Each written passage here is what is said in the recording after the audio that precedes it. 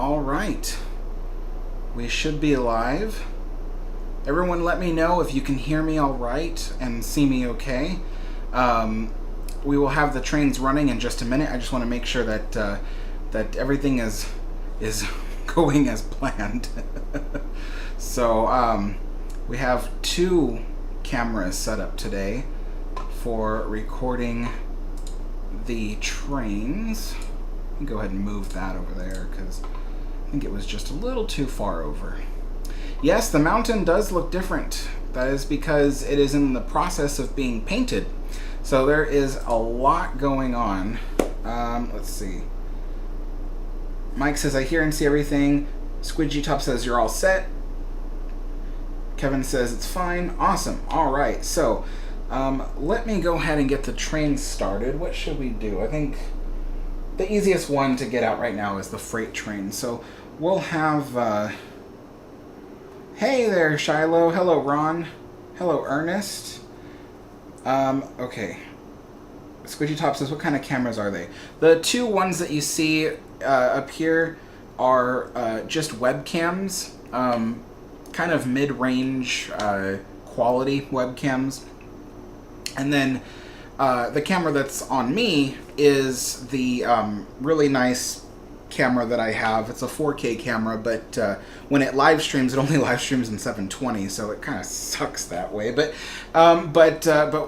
when I do record regular video, it records in 4K, so it's a very good camera. Let's see. Okay, I will answer questions in just a little bit. Let me get the trains running, so you might see me walking around through the cameras, possibly. I don't know. All right, let's go ahead and we'll need this one on. So the engine house, which I don't even think you guys can see. Yeah, you can't see it from here. The engine house, which holds the 2 engines, they are operated with these switches here. These switches, I guess, actually operate the electricity that goes into the rails of the engine house. So that allows me to run 2 analog locomotives separately on a regular DC analog layout. Otherwise, if I didn't have the ability to switch off power to certain rails, then as soon as I turned up the speed on the speed controller, both engines would start running and go crazy. So having separate switches, which I have currently 3 different areas that I can switch off power, which allows me to operate up to 3 locomotives separately while they still sit on the track. So let me go ahead and bring out the Forney locomotive. So let's go ahead and turn on power, and we'll get that. Oh, it's going backwards. There we go. Bring that out.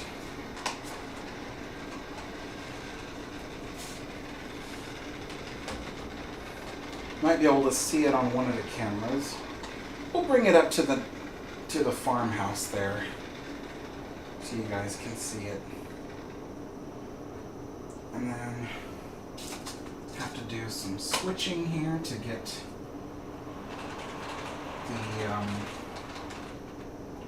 freight train where I need it to be. Alright, now I can reverse the locomotive and connect it to the freight cars. I think everything is... I always have to be careful about which way the tracks are switched on the layout because, you know, one wrong move and you can derail a train. Cool, that is linked up. Let's go ahead and bring that forward.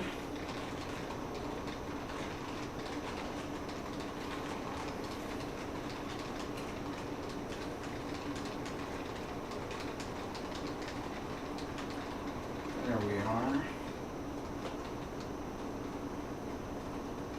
Nice and quiet too. That special grease that I put in the axles of the locomotive are really working well. So this Forney locomotive, I tend to call it Mr. Squeaky, and that's because it used to have a certain problem with a very specific part that used to make it squeak like crazy. And I have since resolved that issue with a special grease.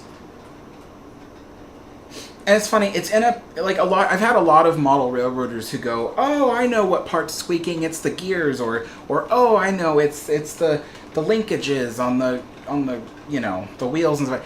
It was none of that. It was a really strange design on only the Forney engines have this design, and it's just like, if you can imagine that, there is, an axle, like that, and then there is some kind of like deep recess that the axle fits in. And that deep recess is so hard to get to and makes it so you can't take the axle off of the locomotive at all. There is no way to remove it as far as I understand it. So oiling that specific part so it doesn't squeak was an issue that took me years to figure out. And I use a special product called No Aux ID A Special. And this stuff is designed for electric contact, so it's a lot like a grease that is electrically conductive. And that is necessary because that specific axle I was talking about is designed to pick up electricity from the rails. So it was really necessary to have that working. And then, of course, the rails of my layout itself, this is important, this is why I mention it. The rails of the layout itself also have a thin coating of this grease on the rails. That's right. I know it's normally seen as odd to grease rails of a model train, but this was really important because this product is designed for that. It's designed to create better electrical contact from the rails to the wheels of the locomotives. And that's why I can run these trains at such low speeds, and I don't even have to clean the rails. There are some people who use this product and put it on their rails, and they haven't had to clean their rails for a decade, literally. So it's actually, I've really liked this product, and it's really worked for me. I don't even see any kind of blinking in the headlight of the locomotive because, everything's running all right. So, all right, let's say hello to some people here. I think I said hello to Shiloh. Hello, Steve from Expedition Steve. Thank you so much. Yeah, I've done a lot of work on that mountain there. I hope that my live stream is streaming in 1080. Hold on. It's being weird. Is my live stream streaming in 1080, you guys? It should. That is, I'll check my phone. Because that is really weird. It should not be really low quality. Hey, Jeffrey, how's it going? Hi, Mateo. Hello, Lori. Russell says, quite naive about this, but can you get a nasty electric shock from the train equipment? No, these run at such low voltages with such low amperage that it's really, you can touch the rails and nothing will happen. I mean, the worst thing that could happen is if you drop something metal on the rails and it causes a short circuit. But even then, the special transformer I have that controls, hold on. The special transformer I have that controls the speed on the rails, that is designed to prevent a short circuit from being catastrophic.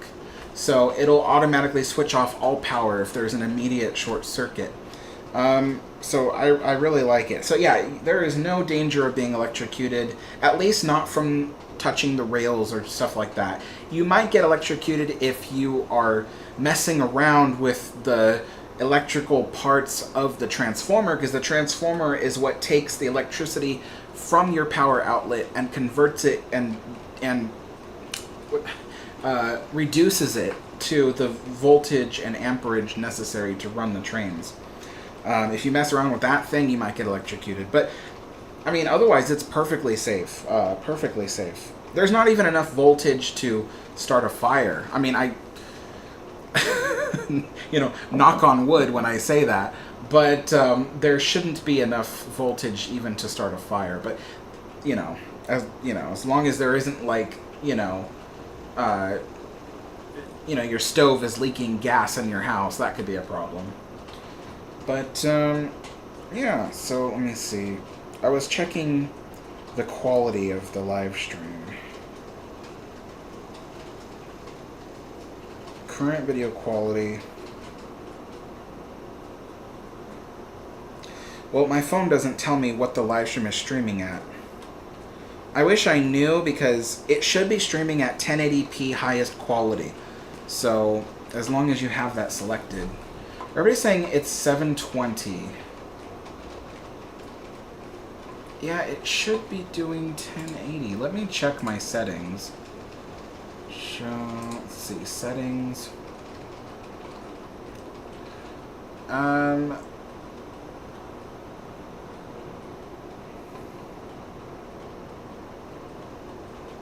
It is really cool to see those two cameras, though, showing the train going by, as opposed to just having one camera like I've had all this time. Alright, stream, output,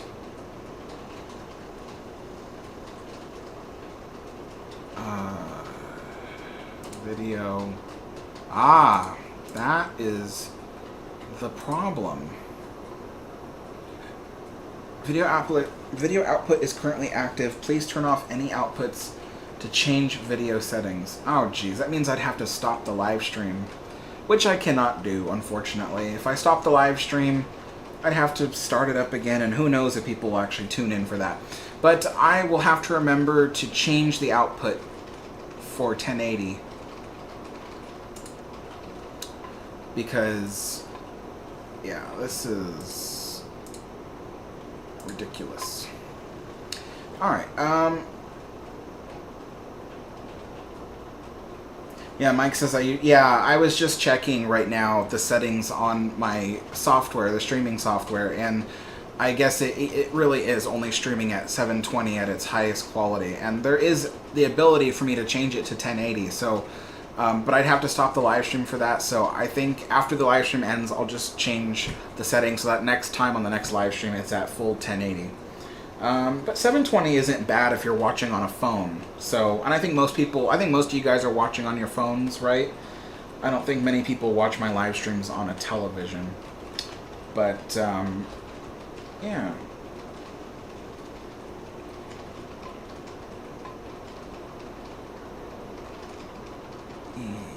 Anyway, so... yeah, this is pretty cool to see all the trains and stuff running. Kevin says, I'm watching on my laptop. Ooh, yeah. That's one of those devices where this would probably look better in 1080. Especially because there's a lot of detail with the rock work. I know, like, right now, I'm looking at it on my computer, and it just looks like a blurry, combobulated mess. But there is a lot of fine detail in the rock work. And today, before the live stream, what I was doing with the rock work on the mountain was I was adding some stone gray highlights to it. Well, I hesitate to say highlights, because it's not really a highlight. It's kind of like stone gray fine details, because the gray is all over, but it's allowing the other colors to come through. So there are 3 other colors underneath the gray, and that is black, light gray, and red. And those are the colors so far. There's more colors to add as I go along, such as brown and like a straw yellow. And then after those colors have been applied to the mountain, then I will apply a almost white, just kind of an off-white, highlights to the edges and sharp points of the rock work to help it kind of stand out. And then I can call the paint work on the mountain done, and then I can begin landscaping the mountain with grass and trees and stuff like that. I already have some trees I can use. I need to buy some more because I like having a variety. So Steve says computer in my garage.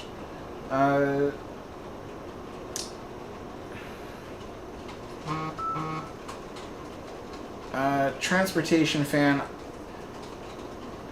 Hey Alex, this is off topic, but you said that some woods that are extinct on the Queen Mary, that there are some woods that are extinct on the Queen Mary. Which kind of woods are those?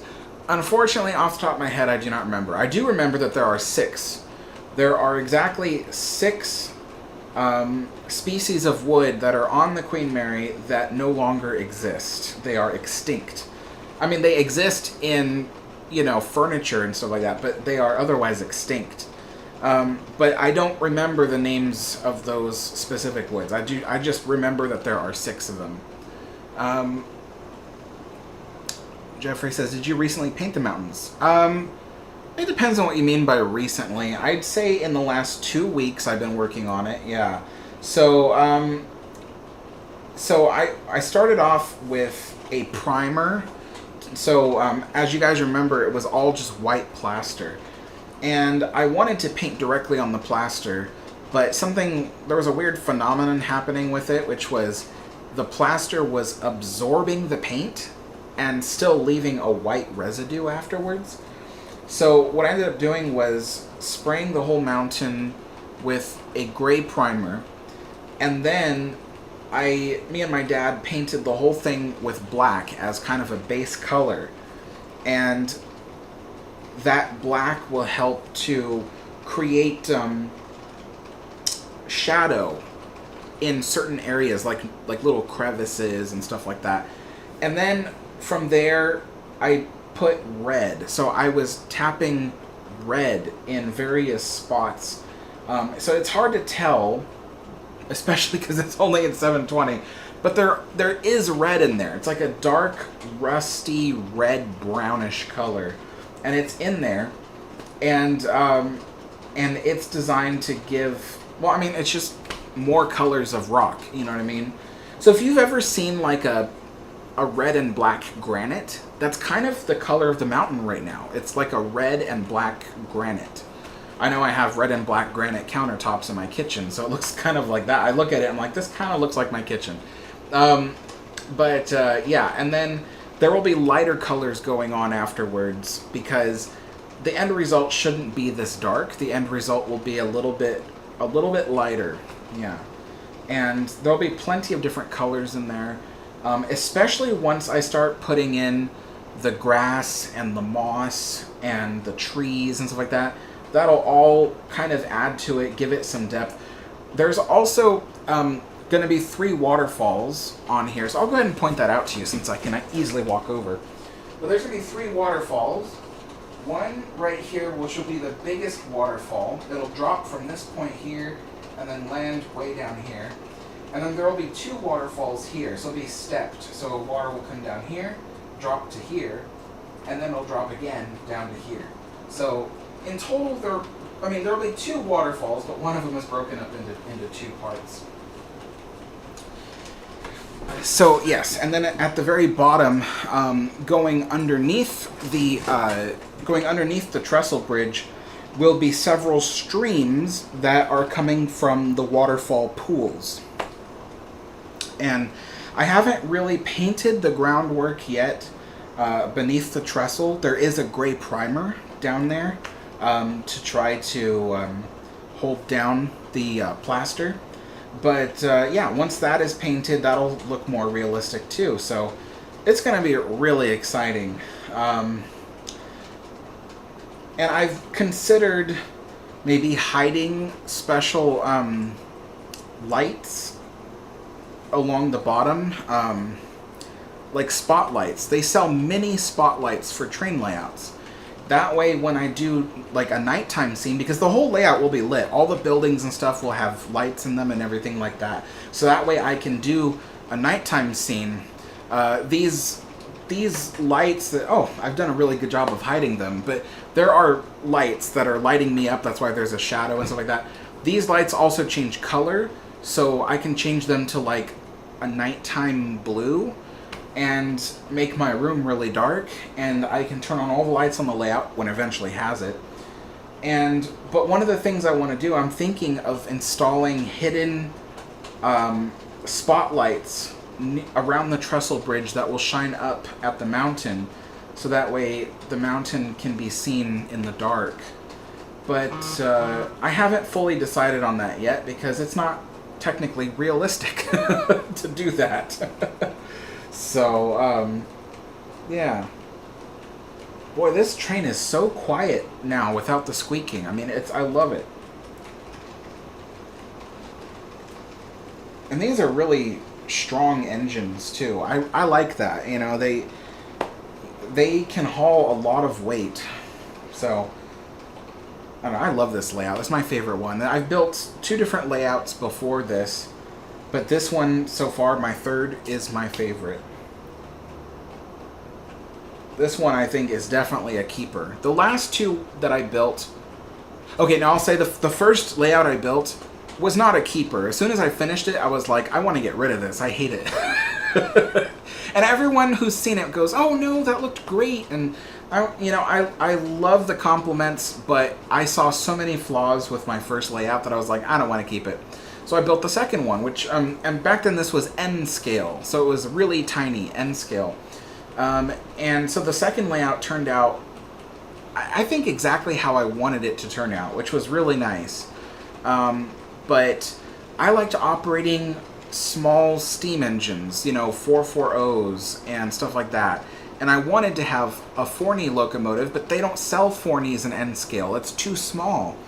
And so I had looked into what scale can I change to that is big enough that I won't have major, operational issues like I had in N scale, because I was operating little steam 440s. So I chose, this is On30.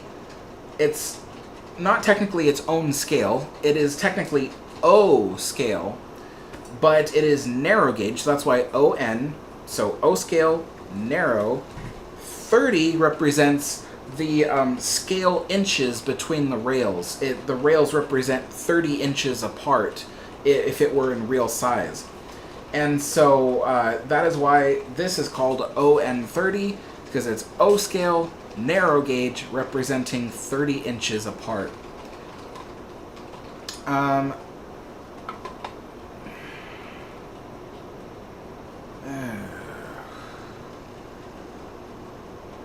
Sorry, my computer's like, when do you want to update? I'm like, how many times do you need to update? Seriously. No, this has got to be...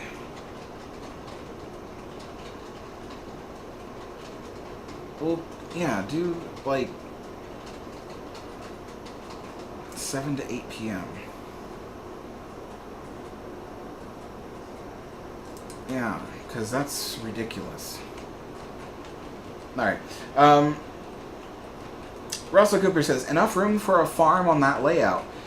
So the little house you see right next to my head, that is going to be the mayor's house, and he will technically not have a farm, but it will be like a little pony ranch, I guess you would say. He'll have 2 horses. You probably can't tell, but along the pink hill, there is a line, a black line drawn onto it. That represents the paddock for his horses.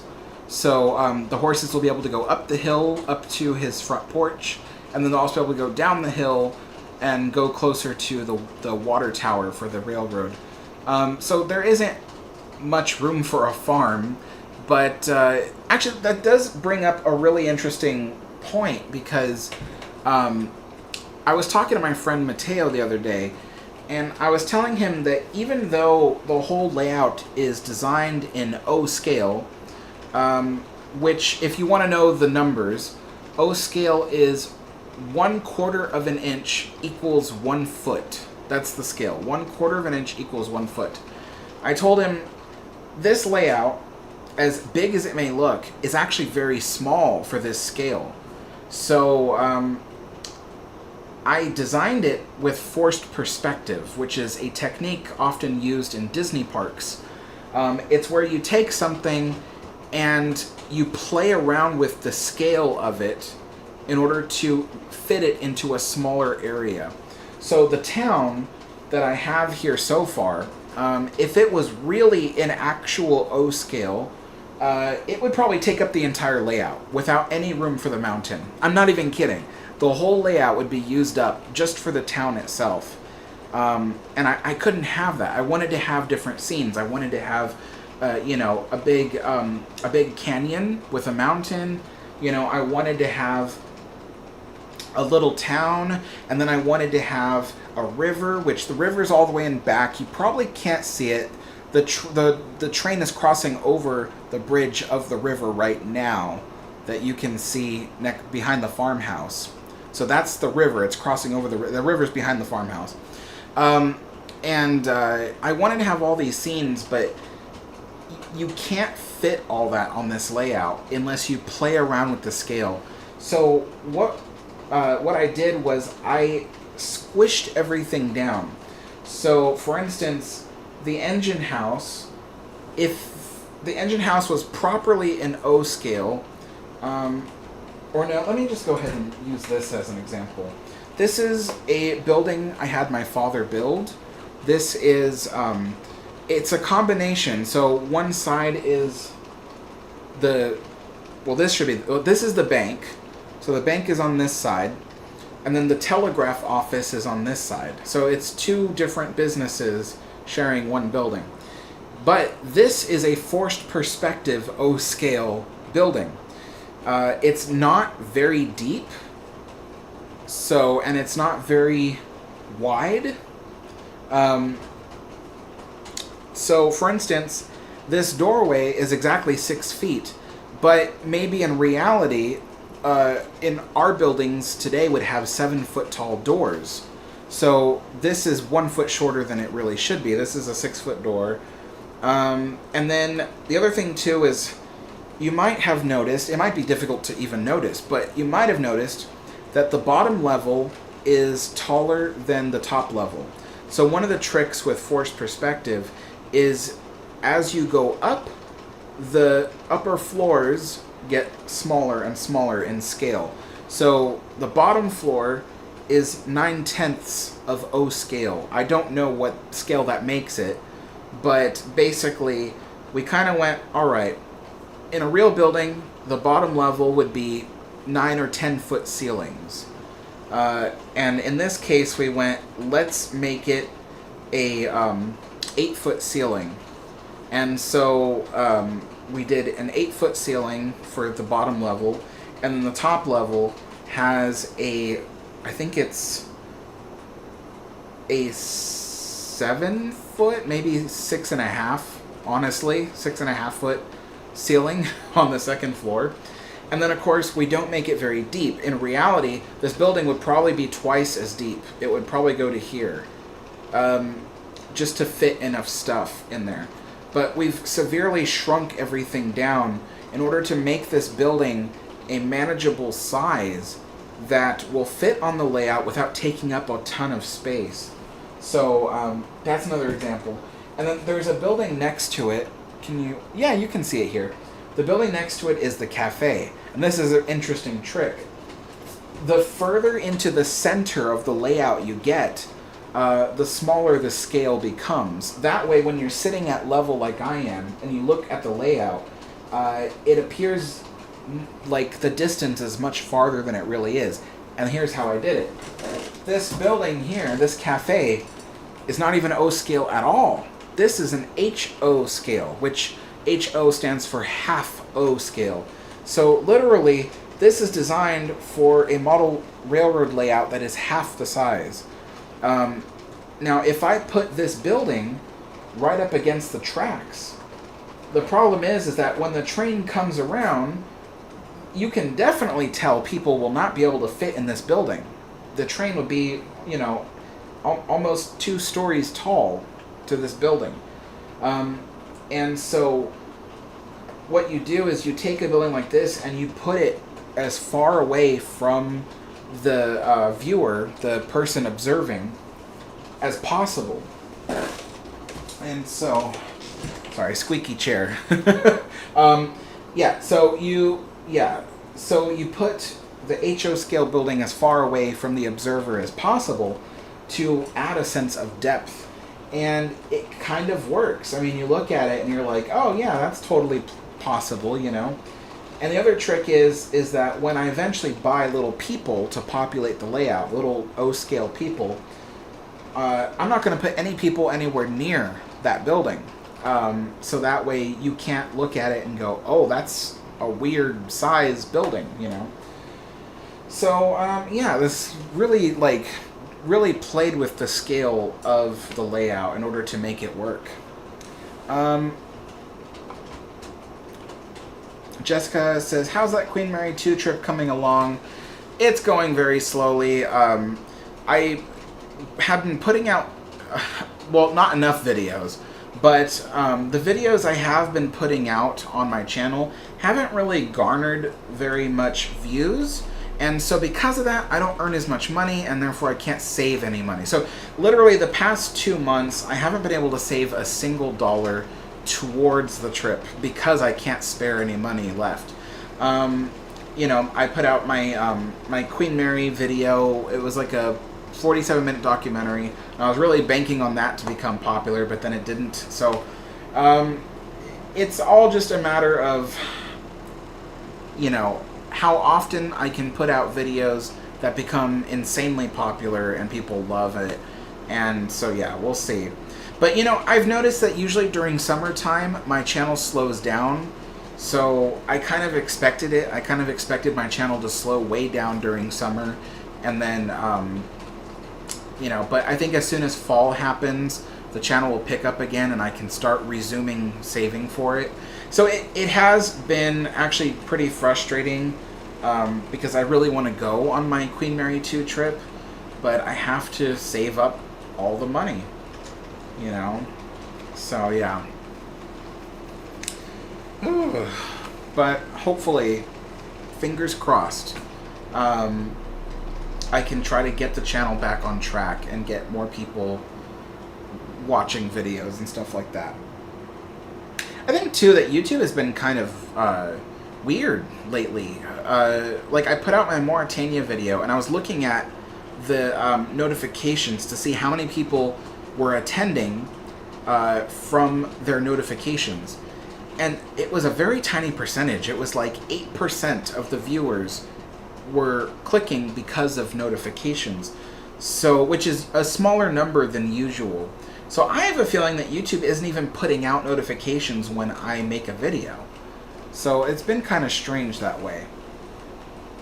Mike says, great Mauritania video. Thank you so much. Jessica says, I would donate when I get the chance to. No rush, Jessica. Don't worry about it.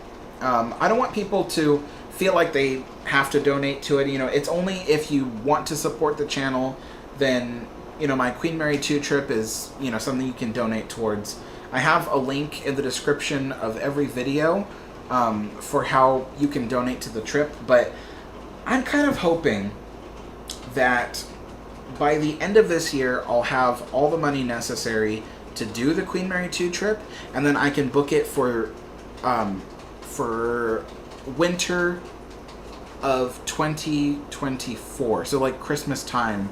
Not exactly Christmas time, but closer to Christmas time, 2024. And that actually works out because Notre Dame should be reopened by then. Because I will be going to Paris as part of the UK trip. And so I really wanted to film Notre Dame to make videos and stuff like that about it. But it wouldn't have been open by then. Obviously they've been refurbishing it because of the fire. So it's kind of weird. If I had saved up the money sooner, like I originally thought I was, I seriously thought that June of this year, I would have all the money necessary to go. But the thing was that if I had actually saved up all that money by then and then booked the trip, I would have gone all the way to the UK and then to Paris before Notre Dame even opened. And so, in a way, this delay has actually been a positive thing, because by the time I do get to go, Notre Dame will be open. And that's what I really, really wanted to see when I went to Paris. So, yeah, that is something really cool. And I can always do stuff with the video footage I get from it. Thank you, Ozzy. Yeah, the Mauritania video, an interesting thing about that video is that it was done with AI. AI wrote the script. So what I did was I did all the research, put it down into a bunch of bullet point facts about the Mauritania, and then I fed all that information into an AI, the ChatGPT software, and then I asked it to write a script. Now, I thought it would be super easy. I thought, okay, you give it all the information and it punches out a script. No. Because the original thing that it gave me sounded nothing like something I would have written. And I didn't like the way it sounded. So it actually took like 2 whole days of just constantly asking it to rewrite and correct things to certain ways that I wanted it to sound. And I think at that point, it took only just a little bit quicker, just the tiniest bit quicker than writing the script myself. But it was still really helpful because the information I had, I like to tell a story with my videos. And the information I had wasn't enough to make a story out of it. At least not. It would have taken me a lot of effort to create a story around it. And so I think ChatGPT helped in the sense that I told it what I wanted out of it. And in a way, it was able to produce that for me. But it was only an experiment. I just wanted to see, could it be done? And how would it turn out? The end result was not bad, but it was not good. A lot of people did notice that the writing was a bit off. A lot of people noticed that there were certain repeats of information and stuff like that in there. And yeah, so I mean, it's not like a bad thing. I'm not complaining. It's just it was an experiment. I wanted to see how it would turn out, and that's how it turned out. And so ultimately, it was a good video. But yeah, it was definitely not up to the quality of my usual videos in the sense of story writing. So, but it was interesting to see how AI could help with script writing, especially when, if I ever have a problem where I kind of have like writer's block, where I just can't figure out what to put down on paper. ChatGPT can help with that. So that was kind of fun. Russell says the catacombs in Paris look interesting in a scary sort of way. They do, yeah. I mean, I might end up going to see the catacombs. I don't know if I will. Because I heard that there are a lot of fake tours that take you through parts of the catacombs, but they're mostly like dressed up tours to like be, they have like scenery and props and things like that. So I don't know. I'd have to find a catacomb tour that was legitimately just the catacombs.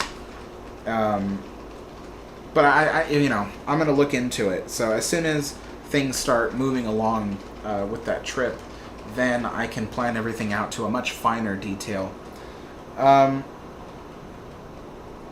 Jessica says, I would recommend doing trending topics like the Titanic, since that submarine was all over the news, even if it's a little less detailed because of time. Yeah, I mean, a lot of people would give that advice to me, but that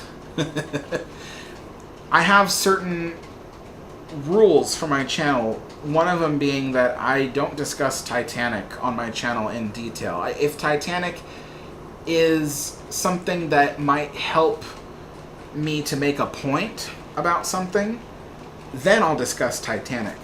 But I will not be making any videos about Titanic on the channel, and for various reasons. So, but yeah, yeah. It's difficult. It's difficult because there are some topics that it's just like you'd think it would be so easy to do something. You know, like everyone told me, "Oh, Alex, do like a top 10 video." And I've done a few of them, and they don't get very many views. You know, and then people were telling me to expand. They're like, "Oh, do something other than Queen Mary." And I have, but usually those videos don't become popular till like a year later. Like I did a video about the SS Princess Louise, and that did okay, and then it took like a whole year before that video finally blew up. You know, and then I did Mauritania, and that video immediately failed. My Mauritania video just, if it was a box office release, it just failed. And so I was kind of like, I don't get it, you know. People want to see certain things on the channel, but then, and I mean, great numbers of people ask for it, and then when I give it to them, they don't watch it. So I'm like, I don't understand. You know, it's one of those things where it's like you'd think it would be easy to predict what people want to watch, especially when they ask for it, but then, you know, you don't get anything out of it. You don't see anybody watching it. So it's unfortunate, you know. I've had to abandon certain topics on my channel because even though a lot of people were asking to see it, they weren't watching the videos. And I've had to just go, you know what, I'm not doing that.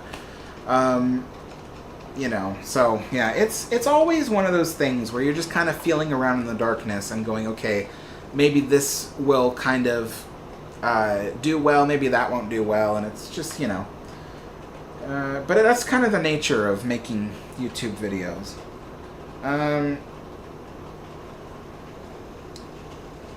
Transportation Fan says, hey, Alex, what is your favorite 440 American type? My favorite would be the EP Ripley at Disneyland. My second favorite would be the CK Holiday at Disneyland.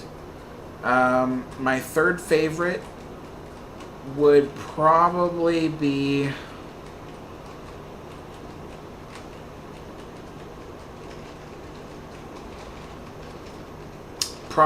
the Leviathan. And then my fourth favorite would be the Eureka. Yeah. So those are my four top favorite 440s.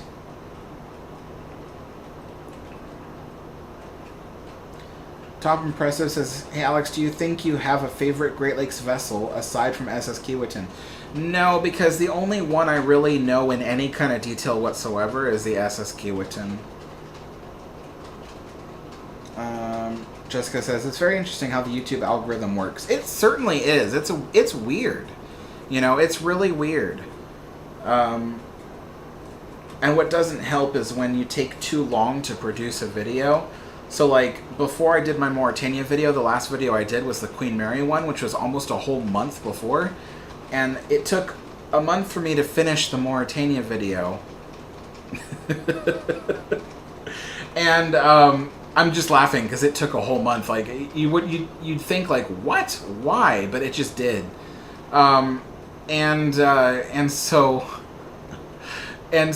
but because there was that long period of no videos and only live streams in that month-long period, I think that also had an effect on the Mauritania video. I think YouTube was just like, we're not really going to promote your video because you're not making very many of them. So you kind of have to be on top of it constantly. I have no idea how channels like Big Old Boats or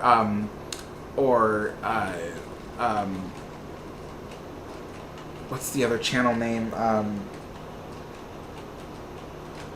great big move. You know, at times they can produce a video every single week, and I'm like, how do they do that?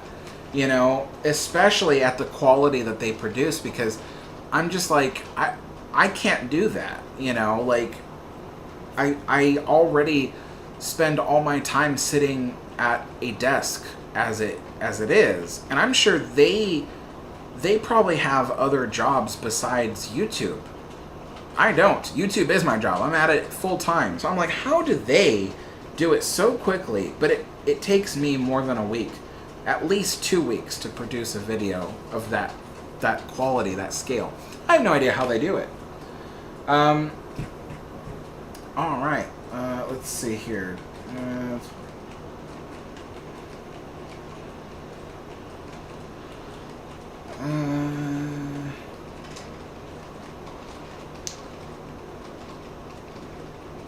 Killer of Rock and Roll Hot Wheels Custom says, I hope you have a good day. Thank you so much, and you too as well.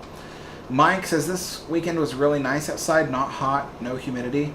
Oh, I wish I could say the same, but it has been consistently warm over here, and sometimes dry, sometimes humid.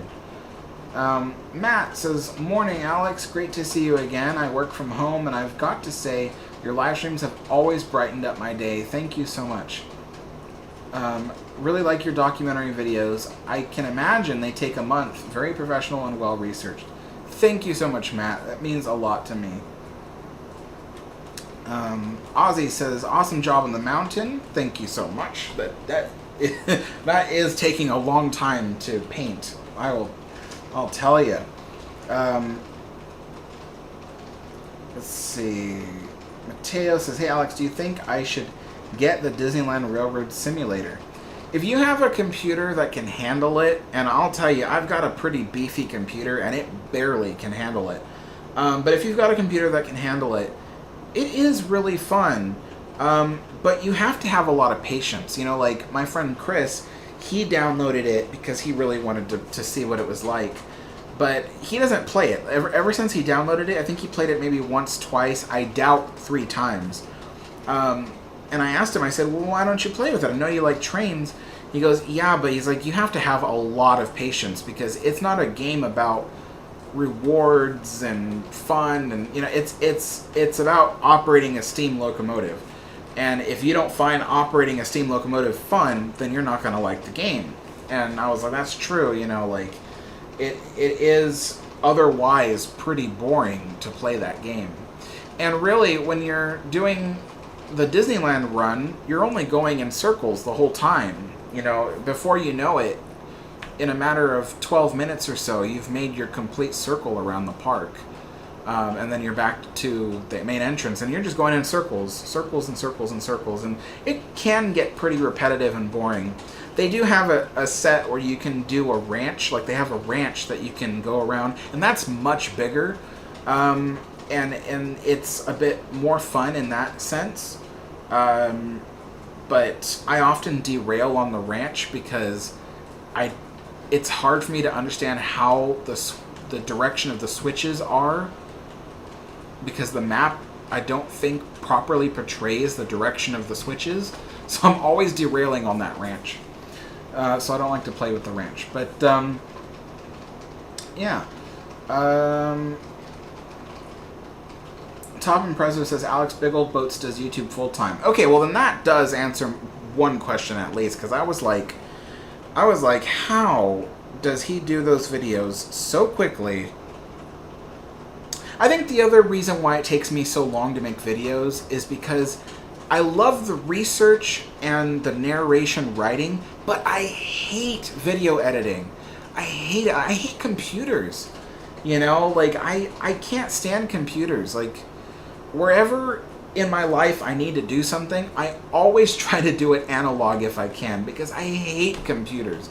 And I think that's probably why it takes me so long to edit a video, is because the whole time I'm dragging my feet on it, just going like, I don't want to do this, I don't want to do this. I wish I could have a magic genie that will just edit the video for me.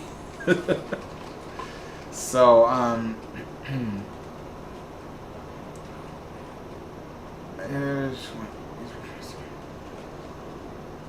Jessica says, I found that content farms and big corporations who want views repost very similar videos to get views because YouTube recommends it. Yes, they do that. And I've done some of that in the past. Not for that specific reason, but usually I improve the videos that I put out. But a lot of videos that I've done have also been just basically refreshes to older videos that were already popular. I've done that with my Rolling Mary video. I found better information I could give and a better way of editing the video, so I reposted it as a better video. My recent Queen Mary video, in its most basic form, is just a conglomerate of the three-part series called Queen Mary at War. But to be fair, I did add 10 to 15 minutes of extra information that wasn't originally in the three-part series. So there is a lot of new information in there to kind of well-round the video.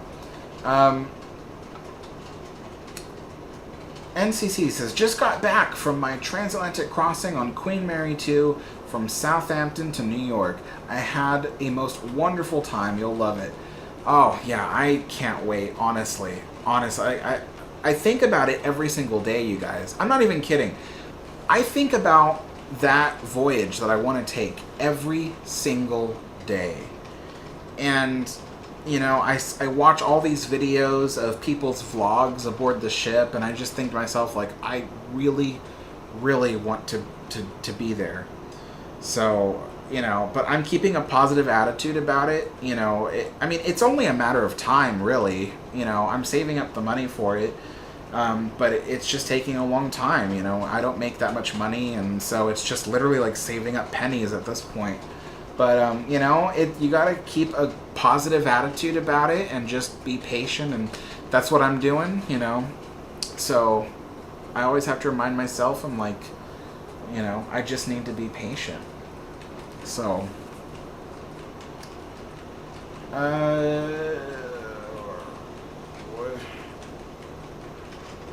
Sniper says Lusitania is better than Queen whatever ship.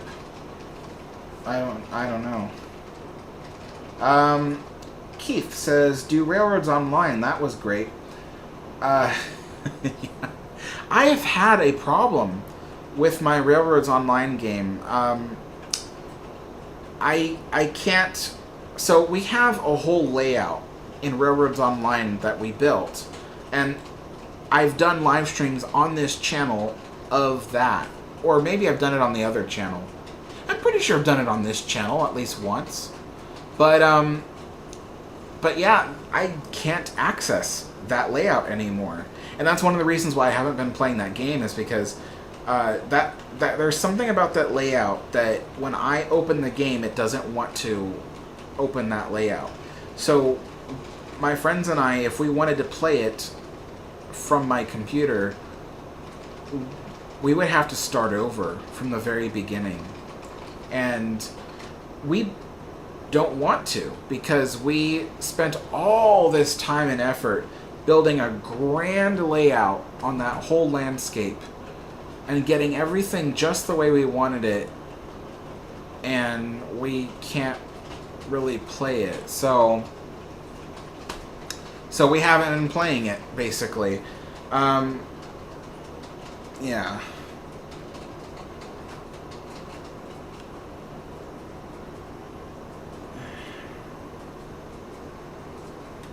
Transportation Fan says, I noticed that older 1860s to 80s steam locomotives, when they chuff, the sound is quieter. But on bigger steam locomotives from 1900 and 1950, the chuffs are much more louder. Yes, that has to do with two different factors. One, the diameter of the plumbing that allows the steam into the various appliances and cylinders. That's one. Because with a larger pipe, you get a deeper sound. And then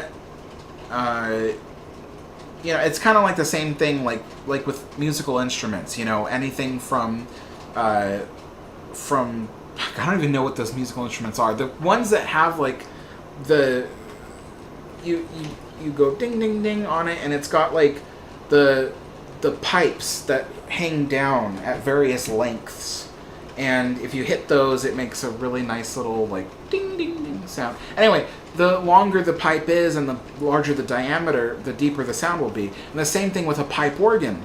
A pipe organ, you know, you get the really tiny little pipes, you get a high-pitched noise. With really big pipes, you get a booming sound. It's the same thing with steam locomotives. The larger the locomotive is, the larger the pipes are, and the deeper the sound is. But then there's another factor, which is that as the decades went on, they were able to design steam locomotives that could run on higher steam pressures.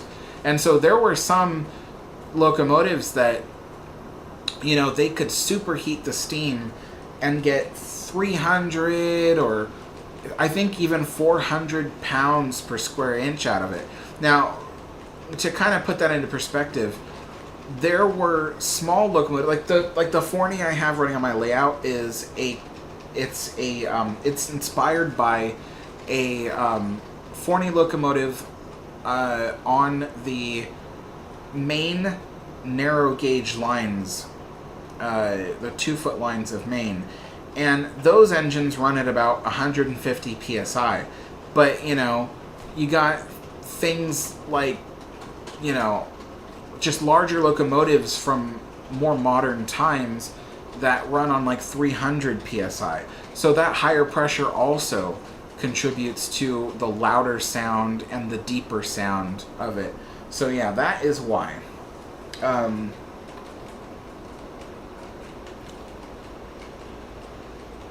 Goofy Roll says Magic Genie would be an AI. You know, I don't think AI is anywhere good enough yet to edit my videos together. Plus, I don't think any AI has done video editing. They do video creation, so you tell it what you want, and it makes a video. Like, people have done commercials, you know, with like celebrities, and like the commercials. I don't know. There's one, I guess, where it's like a celebrity doing a pizza commercial or something like that. But you know, it looks like a weird fever dream. You know, it doesn't look right. But that's not video editing. That's just video creation. And I don't think they have any AIs that do video editing yet. Even if they do, I don't think that they could do what I want them to do. So, yeah. Laurie, thank you so much.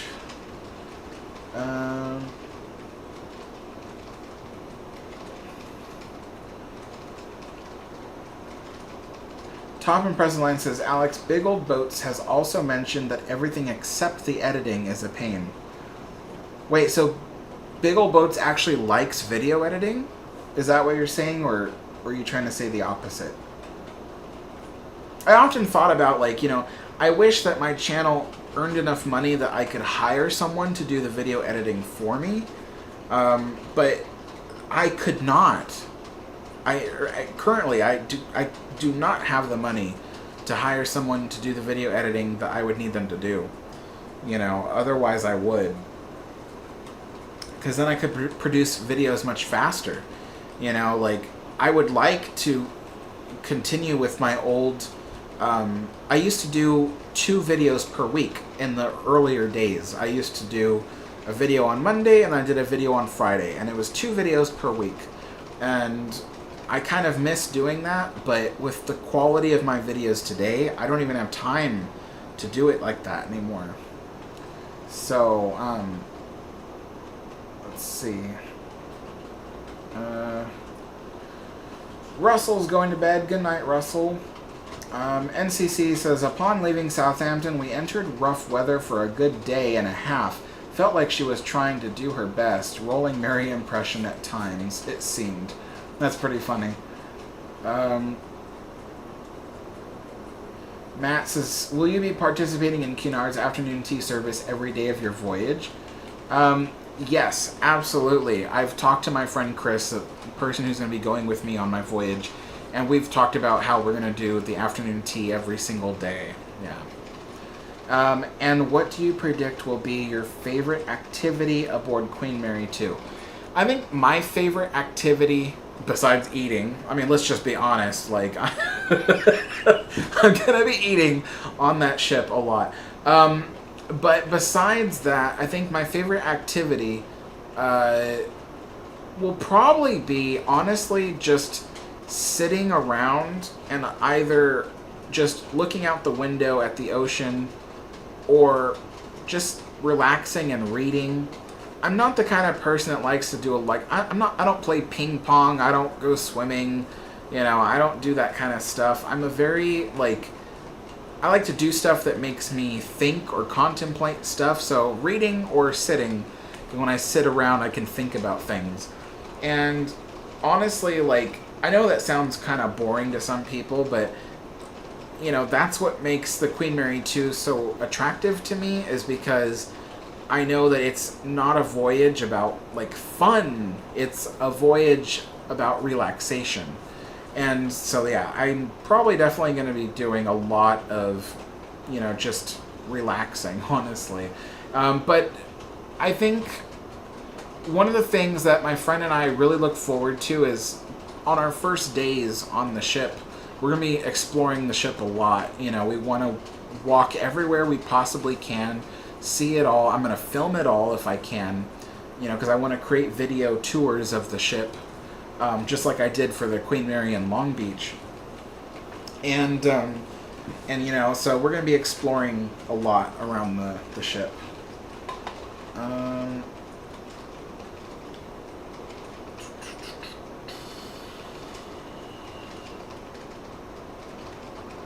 Okay. Goofy Rolls says the musical instrument I was talking about was called the clarion, or tubular bells. Okay.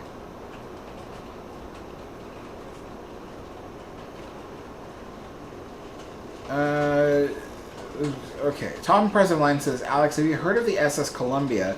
It was a steamship launched in 1880, designed to operate between San Francisco and Portland. Okay, but it was the first ship to be fitted with electric lights. Interesting. I have not heard of it. Yeah, I wonder what happened to it. SS Columbia. Yeah.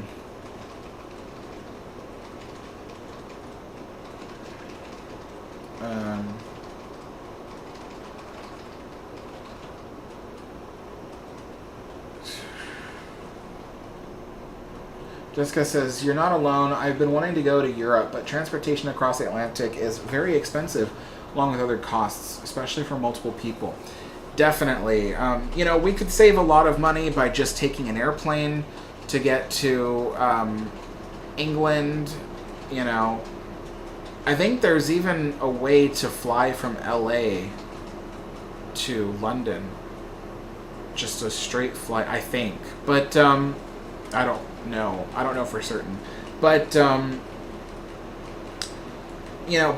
but the whole thing is that my friend Chris, he's always wanted to take a voyage on the Queen Mary 2, and it was actually kind of funny because when I first found out about that, I was talking to him and I was like, now that I'm doing all these Queen Mary videos and stuff like that, I'm like, this was a couple of years back, but I was like, now I'm doing all these Queen Mary videos and stuff, I'm like, I kind of really want to take a transatlantic crossing, and the only true way to do it, the only most authentic way you can do it, is aboard the Queen Mary 2. Sure, you can go on a Disney cruise ship and take a repositioning cruise across the Atlantic, but it's not the same. You got to do it in the whatever remains of the old style, which is aboard the Queen Mary 2, especially since the Queen Mary 2 is the last operating ocean liner, true ocean liner. So, and he was like, oh, hey, I've always wanted to do that. And I was like, oh, wow, then we should plan for that. We should plan to do that. And so that kind of got our brains thinking. And so after that, we were kind of like, all right, let's plan this out and let's do it. And for the longest time, I was just saving up the money myself, but I told him, because he goes, when do you think you'll be ready to go? Because he's like ready. He's ready right now. Like, if I told him today, I'm like, okay, I got the money, let's do it. He'd be like, all right, let's do it. You know. But he was asking me, he's like, when do you think you'll be able to have the money and all that? And I'm like, I don't know, because I earn so little money that, like, it's taking so long just to save it. And so that's when he was kind of like, well, maybe you could, you know, see, like, because I get all these donations regardless from people who really like the channel. They put a super chat or something in the chat or whatever. And he was like, well, what if you told them, instead of just giving you a super chat, if they would just donate directly to that? And I was like, all right, you know, they're already sending me money anyway. You know, I'm like, so maybe I could just use that. And so that's kind of how I got the idea for doing that GoFundMe page. You know, it's just a way for like a non, what do they call that?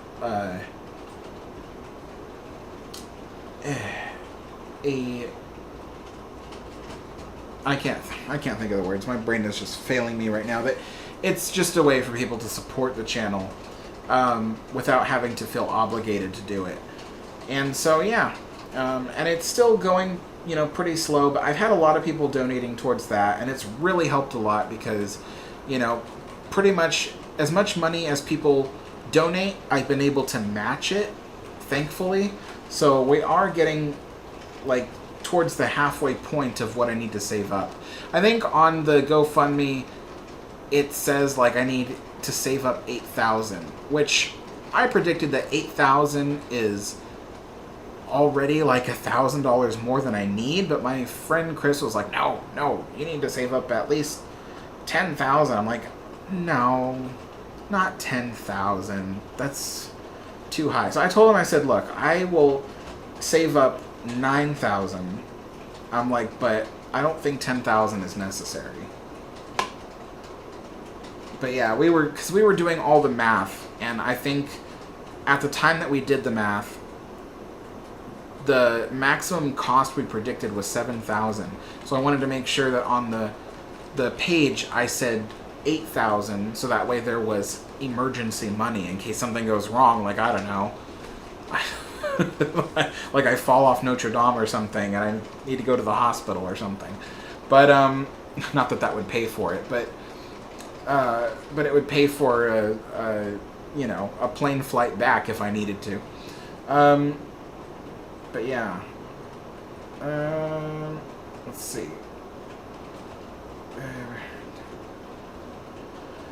Goofy says, I wonder if you could take on an apprentice to do the video editing. They would get the experience of doing real-world editing, and you would get a free editor. I have considered it over the last couple of years, but there aren't any people who already know how to video edit who would do a free apprenticeship with me.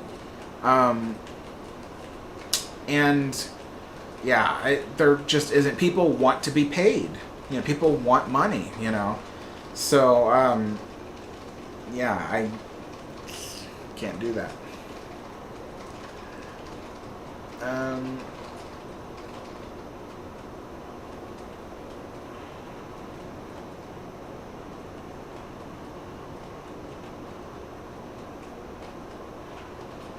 Transportation fan, mine is the exact same thing. NCC says, NCC is answering someone's question. Let's see here.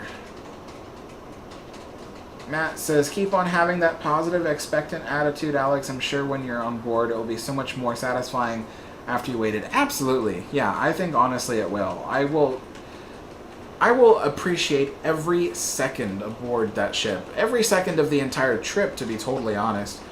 You know, because I don't get to travel that often. I think the last time I've ever been on a vacation was 2012. Yeah, 2012. Which was 11 years ago. That's the last time I had a vacation.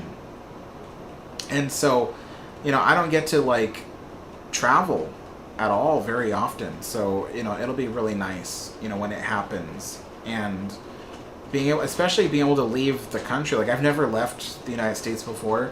So hopping across the pond to the UK and then seeing, you know, Paris and all that, like, that'll be just like a dream come true, honestly. Jeffrey says, start selling some merch again. I know, I was just thinking about that. Because I have all these ideas of what merch I will sell. The only thing is, like, the reason why I had to stop selling merch originally was because no one was buying it. Like, I don't blame them. You know, like, what I had before was I had coffee mugs, I had sweaters, I had t-shirts. But when you really think about it, who's going to buy a coffee mug or t-shirt from the Alex the Historian channel? Like, why would you? You know, like, there was no reason, and therefore no one bought any. Well, I mean, okay, I won't say no one. There was a few people who did buy that stuff, but that's because they were really big fans of the channel. They really wanted to support me, and so they did that. But in general, like, besides those, like, I think there were maybe three people who bought merchandise. But the reason why no one was buying it is because I'm not anybody in particular. Like, so I had to figure out a way. Like, I'm like, okay, if I'm going to sell merchandise again, it's got to be something that doesn't have my channel name on it. Because I'm nobody famous, and therefore my name being on there is not what people want. So, so I came up with some ideas on some things that people might want to purchase. And so I plan to try to make that happen.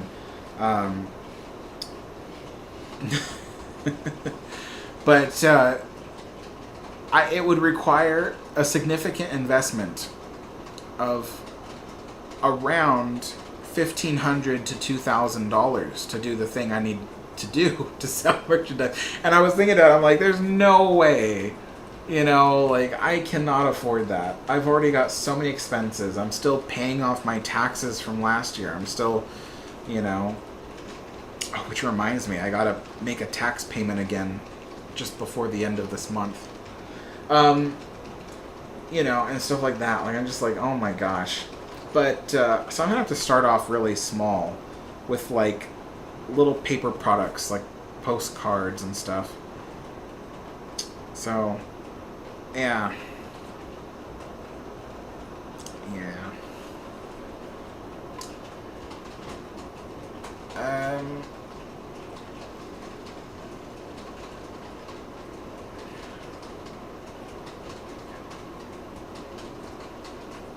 Goofy Roll says, when you get to Notre Dame, look out for the little short guy swinging from the bells. Yeah. Quasimodo. Yeah, that'll be fun. Yeah. So I suppose the next thing to do on this layout, well, I mean, I still have to do the different layers and levels of painting the rock work. But what time is it? 5:15? Okay, so we've been doing this live stream for an hour and 15 minutes. But then after I do the mountain, the next thing I want to do is I want to build more buildings for the town. And I could have painted the groundwork, the white foam ground of the layout. I could have painted it, but the reason why I didn't is because I want to install lights. I have enough lights to light up, I think, 2 buildings. I still need to construct at least 3 or 4 buildings. You know, honestly, more than that. 3 buildings need to be constructed for that row. There needs to be a passenger depot constructed right here. And the passenger depot will have lights as well. And so the reason why I didn't paint the groundwork is because I need to carve into the foam to create channels for the electric power. So,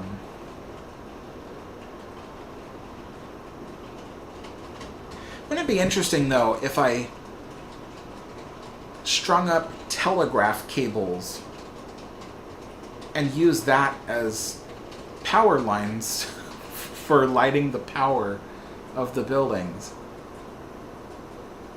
It's just because I don't want to carve into the foam. Like, I've had to do it so many times for this layout, and it just Doesn't.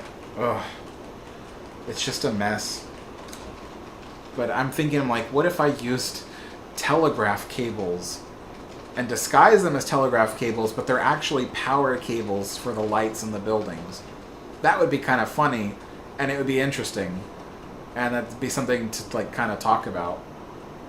But not every building would have telegraph cables. You know, the train depot, yes, that would have telegraph cables. There's a telegraph office here, that would have telegraph cables. But the other buildings in the lineup wouldn't have it. Oh, but you know, the only reason I'm hesitant to carve into the foam is because when I light up the passenger station, I would need to carve a trench that goes underneath the tracks of the rail yard, and that would be really difficult to do. But I could connect a telegraph line from the telegraph office over to the depot and power the depot that way. And then I could carve trenches for the buildings in the town because they're on that side and that's easy. I don't want to drill too much through because normally what a lot of people who build these train layouts do is for every building they drill a hole that goes all the way to the bottom. Well, if you look here, this foam is 3 inches thick. Why did I do it that way? So that way I could make a really tall canyon. That's why I did a 3-inch thick foam, which makes it really difficult to drill through unless you have a really extra long drill bit. And plus, I have all kinds of wires and cables running through the whole underside, and I don't feel like rerouting all of them to get them out of the way. So if I could just drill one hole, just one, and then have all the cables running through that hole, that would make my life a million times simpler. So, yeah, I'm literally thinking that at least just for the passenger depot, I will power that using fake telegraph cables that connect to the main power distribution. That will be interesting, and I like that idea. Let's see here.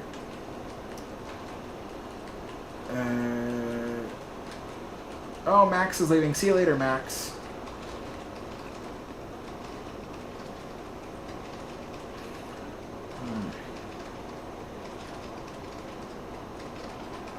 Alright, so, anywho, that's how I plan to electrify the layout. And I have a lot of the lights and stuff. Do I have it here with me?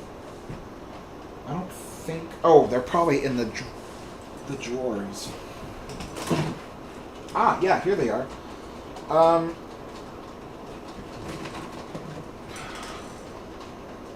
So this is an example of one of them. This is a tube of little miniature LED lights. If I can open the thing. Okay. So, okay, there we go. I was like, that's a lot of wire for one little thing. So if you can see here, try to... In the middle of my thumb is the LED, and that little orange dot is the light. And when you plug it in, it lights up and all that. I got all the ways to control the light and all that. So, and I have tested these. I've plugged them in, and they work just fine. And the system I have is designed so I can actually control the brightness too. And the color these lights put out is kind of like the color of a gas lamp, essentially, and you can change the brightness, like I said. And so that's kind of how I plan to light it up. But I've only got enough LEDs to light up either 2 buildings or one really big building, such as the engine house. The engine house I originally only wanted to put 2 lights in it, but when I really think about it, the engine house is so big it probably needs 4 lights just to make it look right. I mean, in a real engine house, they would want it very bright so they can see what they're doing when it comes to the maintenance of the engines. So they would need at least 4 lights in there. But the other buildings only need a maximum of 2 lights, I think. Hard to say, honestly. Hard to say. Transportation fan says, I have to go now, Alex. You're an amazing and dedicated person. Your videos are astonishing, and I hope that you have an amazing day. Thank you so much, Transportation fan, or Daniel, I think it is. I don't remember. Are you Daniel?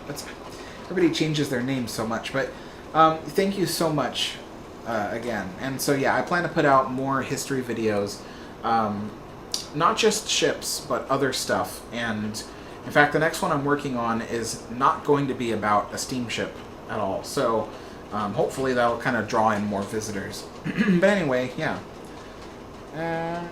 Gosh, I feel like not very many people are left on this live stream. Everybody's leaving. Anywho, but something else I want to do with this train layout is when it's closer to looking finished, because it'll never be finished, but when it's closer to looking finished... Hey, Moonzer, how's it going? Yeah, no problem, no problem. Yeah, when the layout is closer to looking finished, I actually want to do something where I can set up all the cameras, the 3 cameras you see, I'll have them more strategically placed, and maybe I'll just do a live stream where you can see the trains running, but without me in the way talking about all of that. You know what I'm saying? Like, it'll be almost as if you're looking at, I don't know, security cameras, and you're just watching the trains do their thing. And that's possible, because I have 2 webcams and a regular camera. And so, yeah, I think that'd be kind of cool.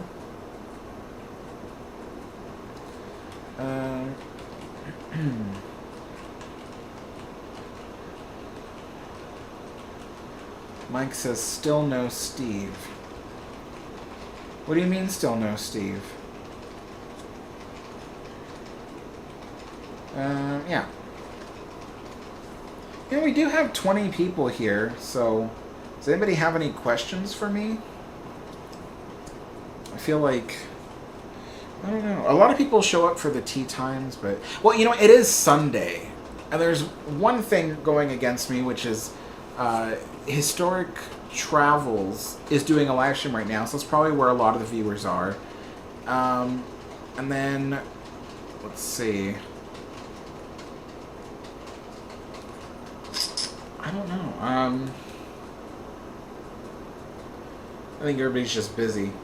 But, you know, on Sundays, not a lot of people show up to my live streams, not compared to Wednesdays. That's why I plan to do the tea times on Wednesdays only, because that's where the majority of my viewers come. You'd think it's social. You'd think that, like, on weekends, I would get a lot more views on stuff like live streams or whatever, but I think my audience is actually more available during weekdays, honestly, which is interesting. You wouldn't think that would be the case, but... let's see. Moonzer says, Alex, we booked our rental car for Long Beach. Awesome. I hope you enjoy your visit to the Queen Mary. Mike says, Steve has been quiet all day, even on Discord. Has he? I think he's busy, honestly. I think he's out somewhere doing something. Moonzer says, Alex, I went canoeing on the lake with my mom and dad today. Oh, that's cool. That's pretty cool. I don't think I would ever get in a canoe, but but that does sound nice. Moonzer says, Alex, I found a lot of new QE pics and Queen Mary. Cool. Let's see here. All right.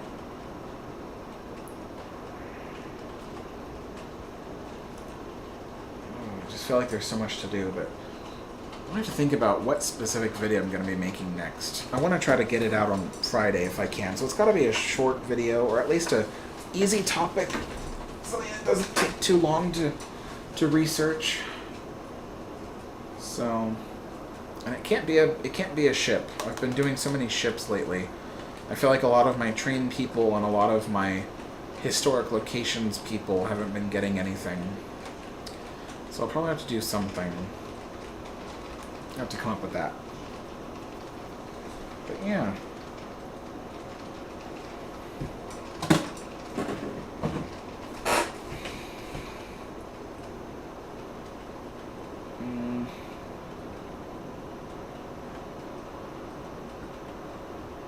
He says, Alex, would you visit the SS Rotterdam in the Netherlands?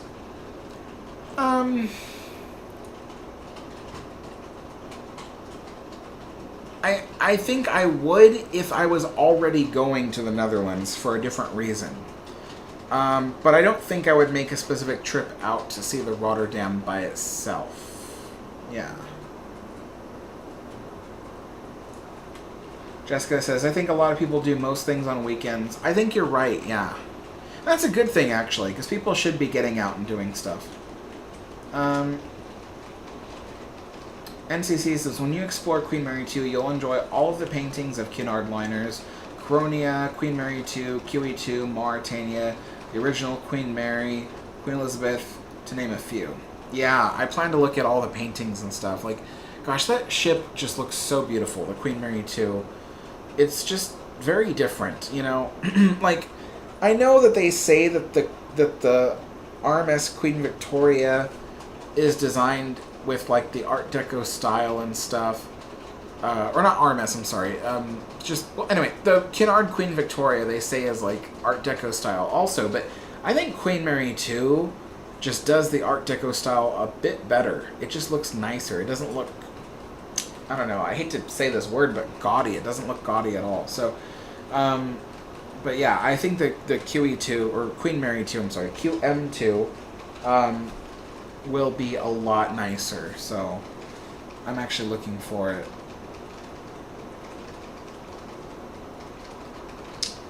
Killer Rock and Roll Hot Wheels says, why no Titanic videos? Because, first of all, I don't know very much about Titanic.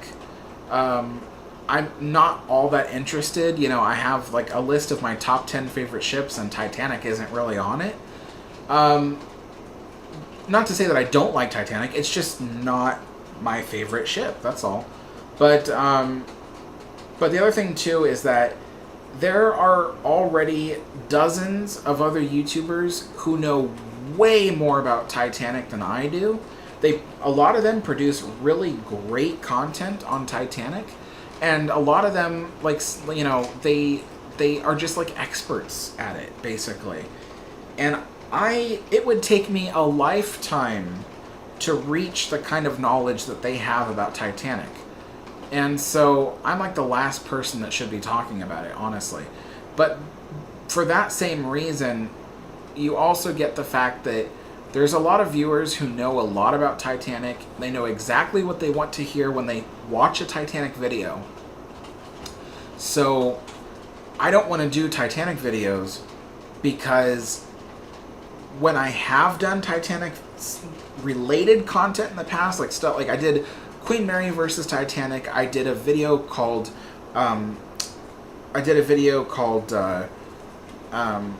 Would Queen Mary Survive Titanic's Iceberg?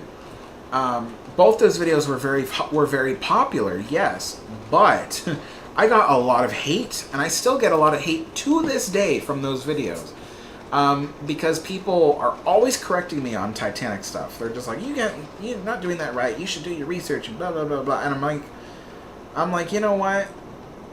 I don't get this kind of attitude from other ships and stuff like that, because the Titanic community, they just know so much about the ship that they know exactly what they want to hear when a video goes up. So anything that contradicts that, they can't stand it. They gotta, you know, berate anybody that gets anything close to wrong or just different.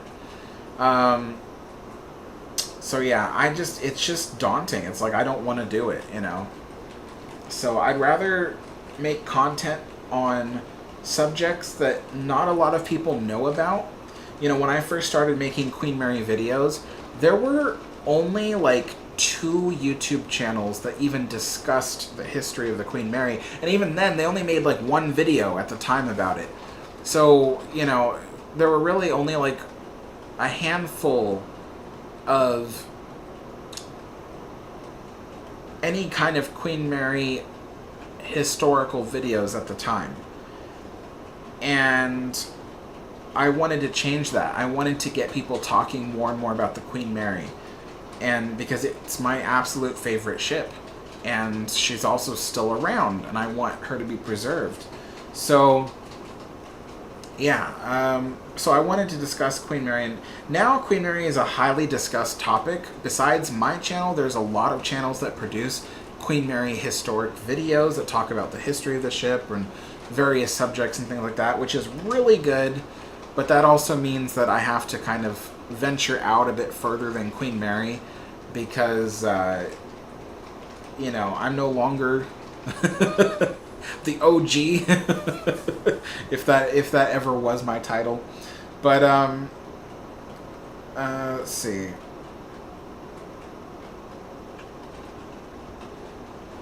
I mean, there's a lot of stuff about Queen Mary that I still want to make, I still want to talk about, and it's stuff that no other channel has posted about yet, and I don't foresee them doing it, because a lot of channels, like, what I notice is, like, a lot of these ocean liner channels, they produce a whole video about the history of a liner, which is great, wonderful, but if they're doing it, then there's really no reason for me to do that too. So what I want to do is something different. I want to talk about specific topics about those ships, and instead of just making full history videos. So when I did my Mauritania video, you might have noticed that at the end I said, but this is nowhere near the end of her story. And the reason why I said that is because the video I put out was not a full history of the Mauritania. And I didn't want to do that because there's already a ton of videos about the history of Mauritania. I wanted to talk about how the Mauritania defied expectations and became the fastest ocean liner of her time. And that's what that video was about. And so from now on, there will be videos about various ocean liners, but not the full history, just specific stories about something that happened in their history.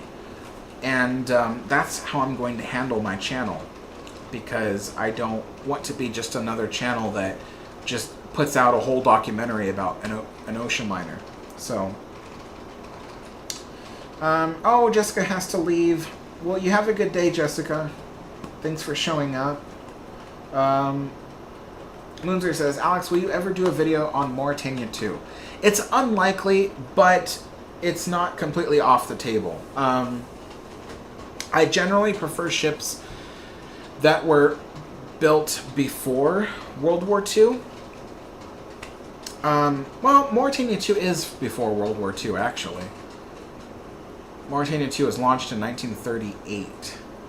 Or put in service in 1938. No, launched in 1938. Went into service in 1939, I think.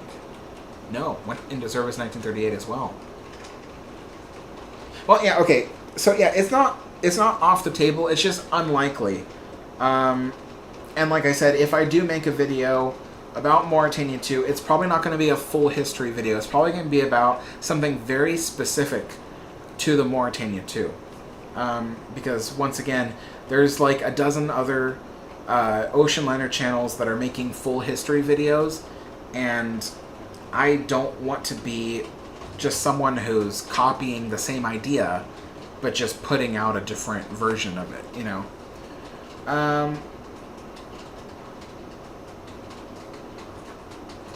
Mike says, I hate when I'm told to do more research on Titanic when I correct people on what pictures were really of Olympic and not Titanic. Yeah, I mean, you know, one of the things I got when I did my video about whether or not Queen Mary would survive Titanic's iceberg, one of the biggest complaints I got was I mentioned in the video that as soon as they spotted the iceberg, one of the things that happened next was that they stopped Titanic's engines. Now, people are used to watching the James Cameron movie, where in the movie, they didn't stop the engines, they ran them in reverse. But in reality, that did not happen. In reality, well, I mean, that did happen later, but after the collision. But before the collision, they stopped the engines. And the reason why is because if you run engines in reverse, you make the rudder less effective at its job. It needs to have a smooth flow of water across the rudder for the rudder to be most effective at turning a ship. And so they knew that with Titanic turning at such a sharp angle, at such a high velocity, that they would need to, to stop the engines. Now, there is an argument to be said that maybe she could have turned a lot faster if they kept the engines running. That's a whole other topic altogether.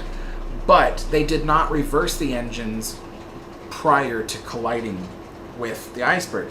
But a lot of people don't know that, and therefore they argued with me to no end about how I got that wrong. And I'm like, it's not wrong. I've done my research on it, The only time Titanic reversed its engines that night was after the collision. They were, I think, trying to slow it down. I think they ran the engines astern briefly. But even then, that is debatable. There are some people that say she never ran her engines in reverse, not even after the collision. So that is debatable in itself. But she certainly did not run them in reverse prior to collision. But that's one of those things where people just didn't believe me. And I was just like, this is too toxic of a subject to discuss on my channel. I'm like, I don't want to do it, It's part of the reason why I don't really do Disneyland videos that often. I love talking about the history of Disneyland, but Disney fans in general, I'm not talking about those of you who are Disney fans watching right now. That's different. You guys are wonderful. But there has been more and more new fans that have been coming in the picture who don't really know much about the history of the park and stuff like that. And either they love or they hate the park. Either way, they don't like my videos. Because either I never paint Walt Disney as a villain the way that they want me to, or I paint Walt Disney as too nice for them, or some of them think I paint him as a villain. It's actually kind of funny because Walt Disney,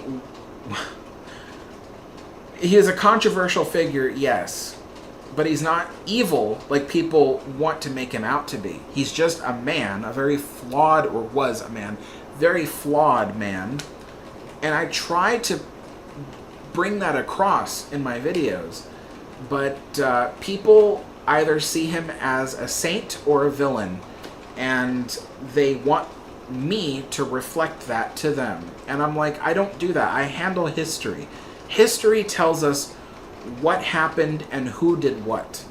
And I can only tell people what happened in history. I can't tell them who Walt Disney was in his mind, So that's one of those things. And I was just like, I gotta get away from this Disney topic because there's so many people now and they argue. I put out a Disney video and immediately everything goes towards, the company is woke and whatever. I'm not, I don't discuss the modern company. I'm not interested in the modern company. I'm interested in the history.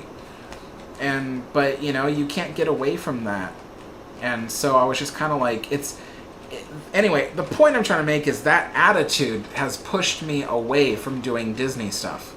Otherwise, I'd still be doing it. So it's just, it really, it's not pleasant to wake up in the morning to your phone going off the hook with notifications of people either angry about the Disney company or angry about the way that I discussed Walt Disney. And so I'm like, I don't want to deal with it anymore. So yeah. Let's see.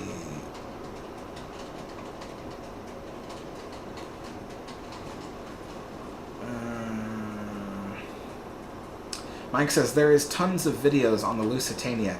Yeah, the Lusitania is another subject that I'm kind of, like, teetering on the edge of, do I really want to discuss the Lusitania? Because there's a lot of videos already on Lusitania. There's a lot of people who could walk circles around me about their knowledge of Lusitania, you know, and I have to consider that if I was focusing my channel on just one ship, then I could spend, you know, all my time researching about that one ship, learn everything about it, so that way I can give people information they've never heard before. But because my channel is not about one ship only, it's about a bunch of other things, not even just ships. Sometimes it's about various rail lines and or historic places. And so I can't dedicate all my time to just one ship. And I think that can, you know, that has its own effects on the channel. So let's see. Brian says, Alex, the set looks amazing. Thank you so much. Still more work going into it. I'm excited how you know, it's coming along.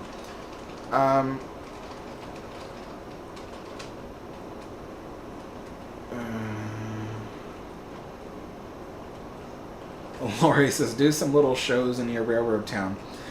You know, I'm not the kind of person that will do stuff like that, but if my friend Eric was here, he would have so much fun, because he would do stuff like that. Like, he's done that for his channel, you know, like he's derailed his trains before and, you know, crashed them and stuff like that. And so he would have so much fun with this layout if he was here, but I miss Eric. Ozzy says, there was an earthquake here in Arizona today. Oh, wow. Jeez, well, I hope everyone's alright. Mike says, people also don't realize that the Titanic only had 3 blades on the center propeller. They assume it had 4 blades because the picture of Olympic propellers. I get told that I'm wrong about that all the time. Yeah, that's another thing. So, I know that there were 3 blades on that propeller. Thankfully, I don't think I've ever discussed the propeller on my channel, but I knew that if I did, that'd be one of the things people would argue with me about is, oh no, Titanic had a 4-bladed propeller. You know, that kind of thing.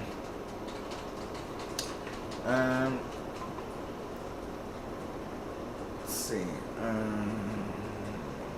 Alright. Well, let's see. We've been on this live stream for an hour and 42 minutes. I just love seeing the train go by. I get so much happiness out of just watching it go in circles and circles. But there will eventually be days where I will have... there will be videos eventually in the future where it won't be me talking to the camera, or at least not directly to the camera, maybe a narration. But you'll be able to see... the layout will be more realistic looking by then, but I'll film operations on the railroad, and then people can watch it, and it's almost like you're watching a real railroad operate. And so I want to do that, and I don't know if it'll go on this channel. It might go on my other older channel that I'm trying to revive, just because this channel, people like learning about the history of stuff, and so a model railroad just doesn't fit the channel too well. But yeah.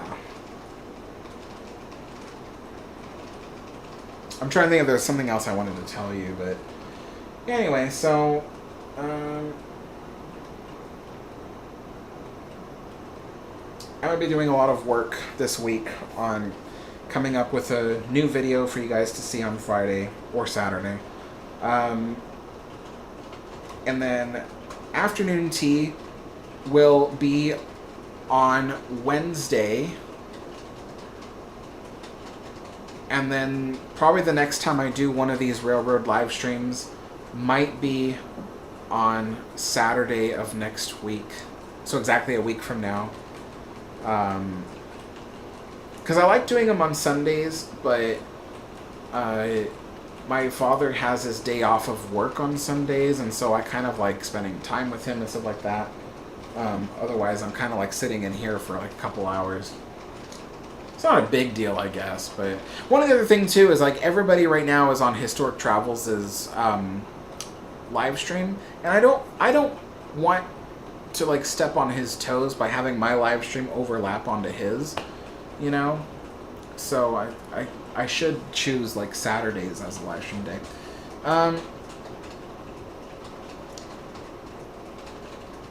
Hey Eric, I was just talking about you. Somebody asked me, you know, like they're like, oh Alex, you should do like videos where like you tie like a damsel in distress and put them on the tracks and that. And I was just talking about how when you had your railroad layout, you would like, you know, crash your trains into Osmo and stuff like that, and you would do all these cool little videos. I told him like if you were here right now with this model railroad, you would have so much fun. But yeah, I am gonna get going, you guys. Yeah, Mike's got the right idea. He's leaving. Yeah, I'm gonna get going because we've been doing this for an hour and 45 minutes, and I don't. The chat has been kind of slow today. Not many questions for me. Otherwise, I'd keep it going. But yeah, so I hope you enjoy. You know the paint work that's going on the mountain. It's looking really good, and you know the layout is finally coming together as a, you know, kind of a realistic look now. So, and then I have to remember that next time I do a live stream to stream it in 1080 and not 720, so it's a lot sharper for you guys. Anyway, folks, thank you all so much for watching, and I will see you all next time. Bye-bye.